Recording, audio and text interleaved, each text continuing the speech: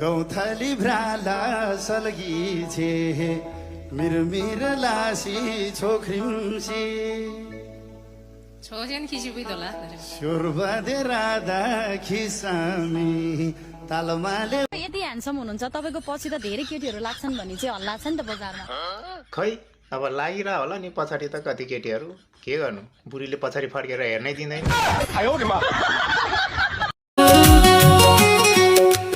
देब्रे छ कि मुटु मेरो दाहिने रहेछ बिर्सिएछु दुख्दा दुख्दै कहाँ गएछ।